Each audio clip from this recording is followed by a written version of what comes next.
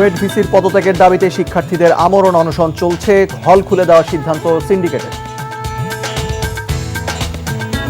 ৩১ দফা বাস্তবায়নের লক্ষ্যে রংপুর, নীলফামারী ও সৈয়দপুরে চলছে কর্মশালা, ভার্চুয়ালি যুক্ত হন তারেক রহমান।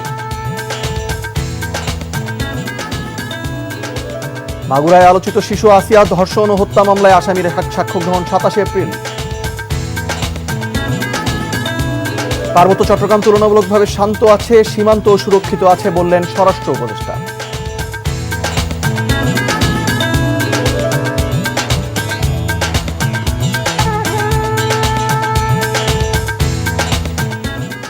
আসসালামু আলাইকুম, মুশফিকুর সালেহিন স্বাগত জানাচ্ছি এনটিভির দেশের খবরে। ক্রাউন সিমেন্ট শিরোনাম দেখছিলেন, এবারে পুরো খবর। শিক্ষা উপদেষ্টার আশ্বাস প্রত্যাখ্যান করে উপাচার্য ডক্টর মোহাম্মদ মাসুদের পদত্যাগের এক দফা দাবিতে অনড় কুয়েট শিক্ষার্থীরা। অনশনরত শিক্ষার্থীদের সঙ্গে সরাসরি আলোচনার মাধ্যমে সমস্যা সমাধানের আশ্বাস দেন শিক্ষা উপদেষ্টা সিআর আবরার। ৩ সদস্য বিশিষ্ট তদন্ত কমিটির রিপোর্ট পাবার পরই দ্রুত ব্যবস্থা নেওয়া হবে বলে জানান তিনি। কিন্তু শিক্ষার্থীরা ৪৮ ঘন্টার বেশি সময় ধরে আমরণ অনশন চালিয়ে যাচ্ছেন। এদিকে সিন্ডিকেট সভায় বিশ্ববিদ্যালয়ের সব হল আজ থেকে খুলে দেওয়ার সিদ্ধান্ত হয়েছে। কুয়েট সফরকালে শিক্ষা উপদেষ্টার আশ্বাসে ৩৭ শিক্ষার্থী বহিষ্কারাদেশ স্থগিত করা হয়েছে সিন্ডিকেট সভায়। কুয়েট শিক্ষার্থীদের সমর্থনে কর্মসূচি চালিয়ে যাচ্ছে বিভিন্ন শিক্ষা প্রতিষ্ঠানের শিক্ষার্থীরাও। বিস্তারিত ডেস্ক রিপোর্টে। উপাচার্য পদত্যাগের এক দফা দাবিতে উত্তাল খুলনা প্রকৌশল ও প্রযুক্তি বিশ্ববিদ্যালয় ক্যাম্পাস। ৪৮ ঘন্টার বেশি সময় ধরে চলছে শিক্ষার্থীদের আমরণ অনশন। মঙ্গলবার শিক্ষার্থীদের সঙ্গে মুঠোফোনে কথা বলেন শিক্ষা উপদেষ্টা সিআর আবরার। বুধবার সকালে বিশ্ববিদ্যালয় ক্যাম্পাসে যান তিনি। শিক্ষার্থীদের সঙ্গে আলোচনা করে অনশন ভাঙার অনুরোধ জানান। তিনি আশ্বাস দেন, তদন্ত কমিটির রিপোর্ট অনুযায়ী ব্যবস্থা নেওয়া হবে জড়িতদের বিরুদ্ধে। অসুস্থ শিক্ষার্থীদের দ্রুত চিকিৎসা সেবা নেওয়ারও অনুরোধ করেন তিনি। আইনের মধ্যে থেকেই আমাদের যে ইনকোয়ারি কমিটি, অত্যন্ত কম্পিটেন্ট ইনকোয়ারি কমিটি, তারা সেই আইনের মধ্যে থেকেই তারা সুপারিশ করবেন বলে আমরা আশা করছি। যে সিদ্ধান্ত হবে, যে রিকমেন্ডেশন হবে, সেটা আমরা বিবেচনা করে যে সিদ্ধান্ত আমরা নেব সেটা অতি দ্রুত সেই সিদ্ধান্ত আমরা বাস্তবায়ন করব। কিন্তু উপাচার্য পদত্যাগ না করা পর্যন্ত কর্মসূচি চালিয়ে যাওয়ার ঘোষণা দেন আন্দোলনরত শিক্ষার্থীরা। আমরা তো ৩২ জন অনশন কর্মসূচিতে বসেছিলাম। অসুস্থ এবং বাসায় একজন চলে গেল, যে তার মা অসুস্থ। সব মিলিয়ে আমরা এখন ২৪ জনের মতো আছি। শিক্ষা উপদেষ্টা যখন কথা বলেন তখনও 2 জন হসপিটালাইজ হয়েছে। কুয়েট শিক্ষার্থীদের সমর্থনে চট্টগ্রাম, রাজশাহী সহ দেশের বিভিন্ন শিক্ষা প্রতিষ্ঠানেও অনশন, বিক্ষোভ সহ বিভিন্ন কর্মসূচি অব্যাহত রয়েছে। এদিকে সংবাদ সম্মেলনে বিশ্ববিদ্যালয়ের চলমান পরিস্থিতি নিয়ে তৃতীয় পক্ষের ইন্ধন রয়েছে বলে দাবি করেন কুয়েট শিক্ষক সমিতি। শওকত করিম, এনটিভি নিউজ ডেস্ক।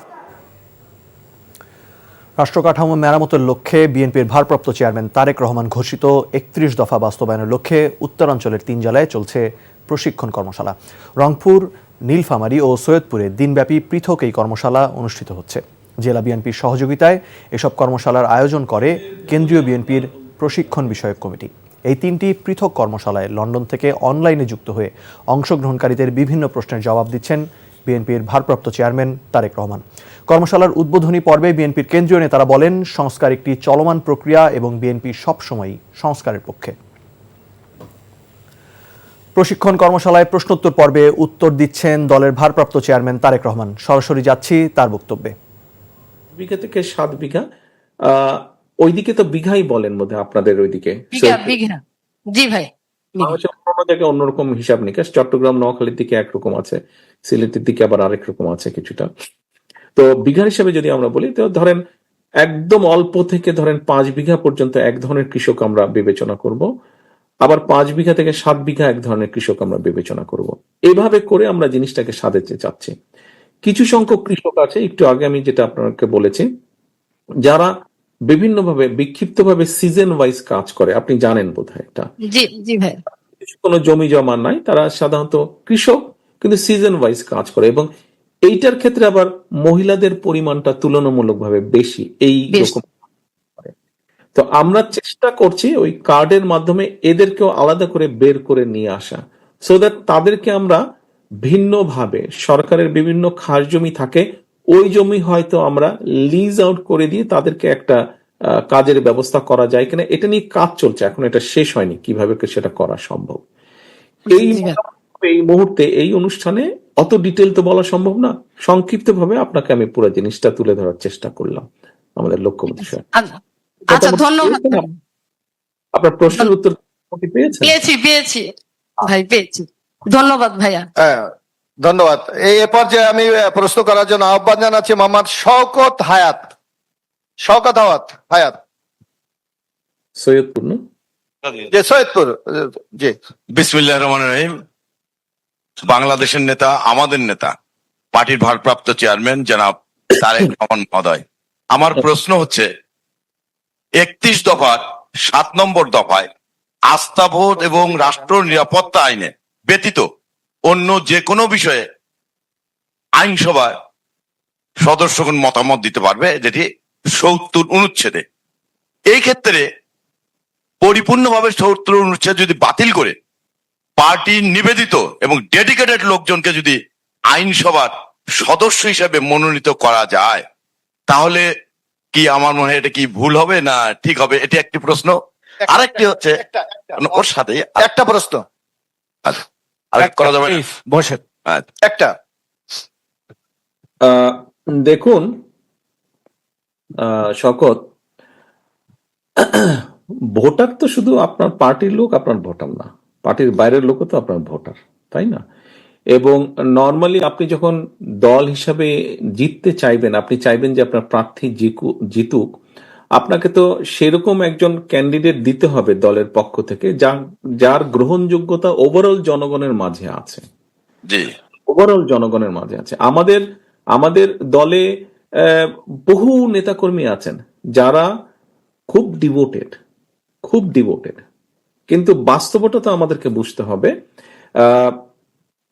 সবসময় ডিভোটেড কর্মী কিন্তু আবার সবসময় যে জনগণের কাছে একটা ওভারঅল গ্রহণযোগ্যতা থাকে, নট দ্যাট, কিন্তু সেটা আবার ভিন্ন বিষয়। তো আপনাকে এই বিষয় সবগুলো বিবেচনা করেই আপনাকে ক্যান্ডিডেট দিতে হবে, তাই না? সবার তো সব রকম কোয়ালিটি থাকে না, সব রকম কোয়ালিটি থাকে না। এক একজনের এক রকম যোগ্যতা থাকে, এক একজন গুণ থাকে এক একজনের। তো কারো গুণ থাকে দলকে খুব অর্গানাইজ করার ক্ষমতা থাকে, কারো গুণ থাকে খুব ভালো বক্তৃতা দিতে পারে, কারো গুণ থাকে খুব সুন্দর প্ল্যাকার্ড বা পোস্টার লিখতে পারে, কারো আবার গুণ থাকে মানুষকে খুব সহজেই জনসভার মধ্যে মানুষকে কনভিন্স করে ভোটটা নিজের পক্ষে নিয়ে নিতে পারে। তো আপনাকে এইভাবে বিবেচনা করতে হবে। এক একজন মানুষের এক একটা কোয়ালিটি থাকে, যার যেটা কোয়ালিটি আপনাকে সেই বিবেচনায় তাকে সেই দায়িত্বটা দিতে হবে। এতক্ষণ দেখছিলেন বিএনপির ভারপ্রাপ্ত চেয়ারম্যান তারেক রহমানের বক্তব্যের অংশবিশেষ। পার্বত্য চট্টগ্রামের পাহাড় আগের চাইতে অনেক বেশি শান্ত আছে বলে মন্তব্য করেছেন স্বরাষ্ট্র উপদেষ্টা অবসরপ্রাপ্ত লেফটেন্যান্ট জেনারেল মোহাম্মদ জাহাঙ্গীর আলম চৌধুরী। দুপুরে চট্টগ্রাম সার্কিট হাউসে বিভাগীয় আইনশৃঙ্খলা বাহিনীর সদস্যদের সাথে আলোচনা সভায় তিনি এসব কথা বলেন। স্বরাষ্ট্র উপদেষ্টা বলেন, দেশের সীমান্ত পুরোপুরিভাবে রক্ষিত আছে। পাহাড়ে বৈশাখী উৎসবে আরাকান আর্মি সদস্যদের ভাইরাল হওয়া টিকটক ফুটেজ সবটুকুই যে সত্য তাও নয়। সরকার মিয়ানমারের সাথে যোগাযোগ করলেও বর্ডার দখল করে আছে আরাকান আর্মি। এসব সমস্যার সমাধানের চেষ্টা চলছে বলে জানান তিনি। পাহাড় পুরাটা শান্ত, এই ছোট খাটায় যে অপহরণ খালি ওই 4 জন হয়েছে, একজন ওই মেয়েটা হয়তো ছাড়াও পেয়েছে, এরকম অপহরণ তো আমরা প্লেনল্যান্ডও তো হচ্ছে। আরাকান ওই বর্ডারটা একটু ডিফিকাল্ট বর্ডার, আপনারা জানেন দেশটা ক্লিয়ার এখনো মিয়ানমারে, আমরা তো মিয়ানমারের সাথে যোগাযোগ রাখি, কিন্তু বর্ডারটা কে দখল করে আসছে? Arakan army. এই কিন্তু একটা সমস্যা তো আছে, এটা তো আপনাদের বুঝতে হবে, বাট এটা সমস্যাটা সমাধান করার জন্য চেষ্টা করা হচ্ছে। নাটোরের বড়াই গ্রামে 7 বছরের শিশু জুই ধর্ষণ ও হত্যায় দায়ীদের দ্রুত বিচারের দাবিতে প্রতিবাদ সমাবেশ করেছে শিক্ষার্থী ও অভিভাবকরা।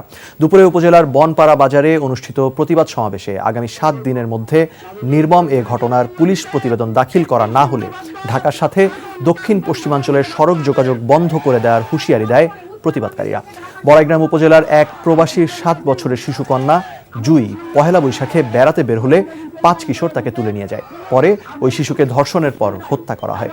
জুইয়ের পরিচয় গোপন করতে তার মুখ অ্যাসিড দিয়ে ঝলসে দেওয়া হয় ও পরে ভুট্টা খেতে লাশ ফেলে দেওয়া হয়। এই ঘটনায় 5 জনকেই গ্রেফতার করা হয়েছে। নাটোরের সিংড়ায় ব্যবসায়ীকে ছুরিকাঘাত করে 5,70,000 টাকা লুটে নেয়ার ঘটনায় 3 কুখ্যাত দুর্বৃত্তকে গ্রেফতার করেছে সেনাবাহিনী। গ্রেফতারকৃতদের বিরুদ্ধে হত্যা, ডাকাতি, রাহাজানি সহ ডজন খানেক মামলা রয়েছে বলে জানায় পুলিশ। 18 মার্চ সিংড়া উপজেলার কলম বাজারের ব্যবসায়ী নাইস প্রামাণিককে প্রকাশ্যে ছুরিকাঘাত করে 5,70,000 টাকা লুটে নেয় ওই 3 জন। এই ঘটনায় মামলা দায়ের করা হয়। গোপন তথ্যের ভিত্তিতে সেনাবাহিনীর একটি দল গতরাতে কলম এলাকা থেকে আব্দুল করিম, আলমগীর ও রুবেলকে গ্রেফতার করে। আওয়ামী লীগ নেতা ও সাবেক সংসদ সদস্য মোর্শেদ আলমের ছত্রছায়ায় নোয়াখালীর সেনবাগে সন্ত্রাস, চাঁদাবাজি, হত্যা, লুটপাটে জড়িত সকল আসামিদের গ্রেফতারের দাবিতে বিক্ষোভ মিছিল ও মানববন্ধন কর্মসূচি পালিত হয়েছে। মানববন্ধন কর্মসূচি শেষে নাগরিক সমাজের ব্যানারে বিক্ষোভকারীরা সেনবাগ থানা ও উপজেলা পরিষদ ঘেরাও করে। এ সময় বিক্ষোভকারীরা অভিযোগ করেন, আওয়ামী লীগ শাসনের সময় সাবেক সংসদ সদস্য মোর্শেদ আলমের ছত্রছায়ায় বিভিন্ন অপকর্মে জড়িত ছিল সেনবাগের নবীনগর ইউনিয়ন পরিষদের চেয়ারম্যান বেলায়েত হোসেন, সাবেক চেয়ারম্যান আব্দুল ওহাব, কেন্দ্রীয় ছাত্রলীগ নেতা শিহাব উদ্দিন সহ অন্যরা। ইতোমধ্যে মোর্শেদ আলমকে গ্রেফতার করা হলেও অজ্ঞাত কারণে অন্য আসামিদের গ্রেফতার করা হচ্ছে না বলে অভিযোগ করেন তারা। সাভারে সন্ত্রাসী হামলা ও চাঁদাবাজির প্রতিবাদে মানববন্ধন করেছে এলাকাবাসী। সকালে বিরুলিয়া ইউনিয়নের কমলাপুর এলাকায় আয়োজন করা হয় এই মানববন্ধন কর্মসূচির। স্থানীয়রা জানান, একদল সন্ত্রাসী স্থানীয় রেলিক সিটিতে চাঁদা দাবি করে। চাঁদা না পেয়ে ওই সিটির কর্মচারী রুহুল আমিনকে পিটিয়ে আহত করে। পরে তাকে উদ্ধার করে সাভার উপজেলা স্বাস্থ্য কমপ্লেক্সে ভর্তি করা হয়।